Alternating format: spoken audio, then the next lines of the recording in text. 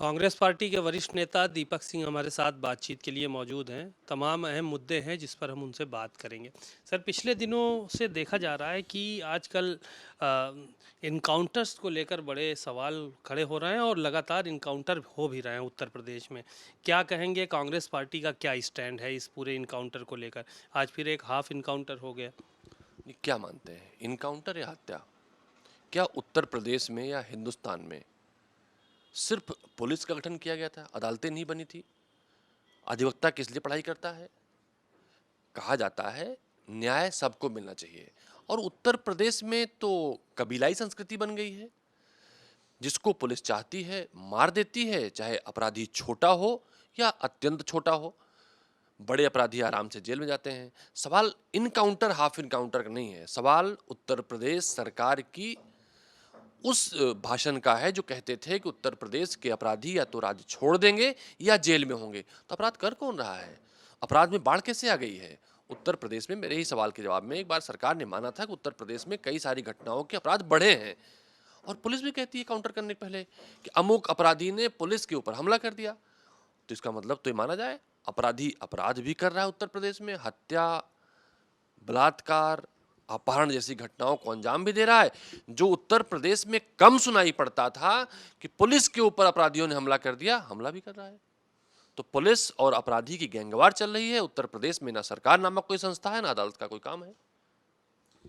लेकिन एसटीएफ के ऊपर जो सवाल खड़े हो रहे हैं कि एक विशेष जाति के लोगों का इनकाउंटर हुआ, इस तरह की चीज़ें निकल कर सामने आईं। लेकिन पिछले दिनों देखा गया कि अनुज प्रताप सिंह का भी इनकाउंटर हुआ। फिर एक जो है वो मुस्लिम का इनकाउंटर हुआ। उससे पहले यादव का इनकाउंटर हुआ था, मंगेश यादव का, जिसके बाद बड़ा हंगामा मचा हुआ था। तो भाजपा तो कह रही अपराधियों की कोई जाति नहीं होती है, तो विपक्ष क्यों सवाल खड़े?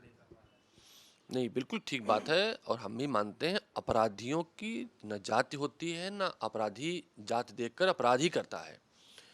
लेकिन सवाल ये पैदा होता है कि जो अपराधी 99% अपराधी सुरक्षित, अच्छे वातानुकूलित साधन से जेल भेज दिए जाते हैं। जो पुलिस के पैरामीटर पर खरे नहीं उतरते हैं, बहुत सारे कारण उसके हैं, सिर्फ जाति नहीं है। भाजपा विरोधी होना चाहिए, जरूरी नहीं कि अपराधी ही हो। वो भाजपा सरकार के पैरामीटर पर फिट नहीं उतरा, उसका काउंटर किया जाता है। जिस घटना की बात कर रहे हैं, उस घटना पे उस आदमी पर केवल 2 अपराध थे, लेकिन जिसके ऊपर 20 अपराध थे, मास्टरमाइंड था, जो तो पहले से जेल में सुरक्षित था, और जिसके ऊपर 2 अपराध थे उसे पुलिस ने गोली मार दिया। तो ऐसी घटनाएं जब घटती हैं तो पुलिस और सरकार पर सवाल खड़े होते हैं, और सवाल खड़े होते रहेंगे।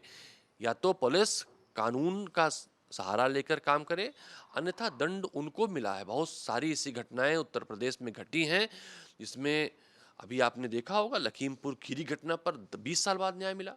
बहुत सारी घटनाओं पर तो ये जो अन्यायी पुलिसकर्मी हत्याएं कर रहे हैं, अगर दोषी है किसी जाति का है, अपराधी है किसी जाति का है, उसे कानून के मुताबिक सजा मिलनी ही चाहिए, अधिक सजा मिले।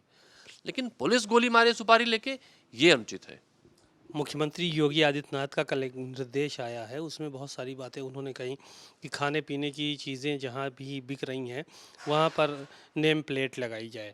जो लोग काम कर रहे हैं उनके भी नाम लिखे जाएं, क्योंकि कई जगहों पर इस तरह की घटना देखने को मिली कि उम, अपशिष्ट मिलाए गए या इस तरह की घटनाएं जो हैं वो सामने आई, इसलिए कह रहे हैं कि ये निर्देश दिए गए। शायद योगी आदित्यनाथ जी अभी मठ से बाहर नहीं निकल पाए हैं। जो पर्यटक उत्तर प्रदेश के बाहर का मुख्यमंत्री से मिलने आता है, वो भी, और बहुत सारे उत्तर प्रदेश के विभिन्न जनपदों से, वो पहले टुंडे का कबाब और वहाँ का सामान खाता है, वहाँ पर लिखा भी है कौन नेम प्लेट पे कौन कहाँ करता है, तब मुख्यमंत्री से मिलने आता है। इदरीस की बिरयानी इदरीस बनाता है, और चाव से खाने वाले अधिकांश भाजपा समर्थक होते हैं। तो क्या चाहते हैं भाजपा? कि राघवेंद्र प्रसाद जो दलित वर्ग के हैं उनकी दुकान बंद हो जाए? दलितों और पिछड़ों की जो दुकानें हैं उन पे सामंती सोच के, या जो मनुवादी विचार के हैं, भारतीय जनता पार्टी समर्थित लोग हैं, जो सो कॉज अपने आप को कुछ कहते हैं, वो दलितों और पिछड़ों के यहाँ खाना बंद कर दे? मुझे लगता है मुख्यमंत्री जी को गहरे अध्ययन की ज़रूरत है। शायद उन्हें इस बात की जानकारी होनी चाहिए कि उनका मठ नहीं, उत्तर प्रदेश है और यहाँ पर विविधताओं में एकता है। सभी लोग सभी जानते हैं। आपके पड़ोस में किसकी दुकान है, आपके मोहल्ले में किसकी दुकान आप जानते नहीं? हम जानते हैं, मुख्यमंत्री जी जानते होंगे।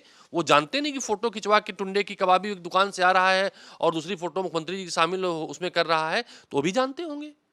ये पॉलिटिकल ड्रामा है, इसलिए कि उत्तर प्रदेश में बिगड़ते हालात पर, बढ़ते अपराध पर, उत्तर प्रदेश की सरकार से कोई उत्तर प्रदेश का जनप्रतिनिधि, कोई नेता, कोई आम आदमी ये ना पूछ ले कि उत्तर प्रदेश में 7.5 साल की सरकार में एक उपलब्धि नहीं है। पीडब्ल्यूडी पैसे नहीं खर्च हुए, सिंचाई विभाग घोटाला हुआ, परिवहन विभाग घोटाला हुआ, दर्जनों घोटाले सामने आए और उत्तर प्रदेश विकास के पैरामीटर पर 1 इंच आगे नहीं बढ़ा। कोई नहर नहीं बनाई, कोई बड़े उद्योग नहीं लगाए, कोई बड़ा उपक्रम नहीं खोला, कोई सरकारी भवन नहीं बने, कोई तहसील नहीं खोली, कोई ब्लॉक नहीं खोले, कोई सरकारी इमारत नहीं बनाई। यहाँ तक कि जो पिछली सरकारों में इमारतें बनी थी वो गिर रही हैं, उसे सरकार गिराने का काम कर रही है।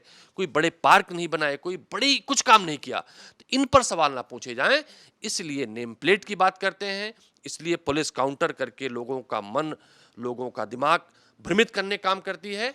उत्तर प्रदेश की सरकार ऐसे बयान, ऐसे ओछी और छोटी बातें कर कर अपनी असफलताओं पर पर्दा डालने का काम करती है।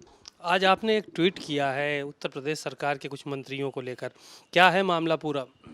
देखिए, संजय निषाद जी हमारे बहुत प्रिय हैं। जब वो हाउस में पहली बार आए थे तो मुझे गुरुजी कहते थे, मैं भी उनसे अत्यंत प्रेम करता हूँ।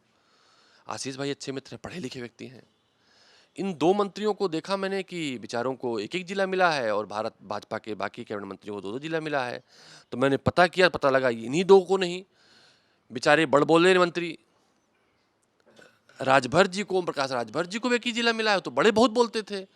फिर पता लगा कि दूसरा एक सहयोगी दल इनका है लोक दल, उसके अनिल कुमार जी को भी एक ही जिला मिला है। तो भारतीय जनता पार्टी के बेचारों मंत्रियों की हालत तो ऐसे खराब है। ऑफ द रिकॉर्ड बहुत सारी बातें होती हैं, मैं ऑन रिकॉर्ड नहीं कहूँगा, लेकिन उन बेचारों की हालत तो बदतर है। लेकिन इन 4 दल के सहयोगी मंत्री जिनको मात्र एक-एक जिले संतोष करना पड़ा है, सच में इनकी हालत बद से बदतर है।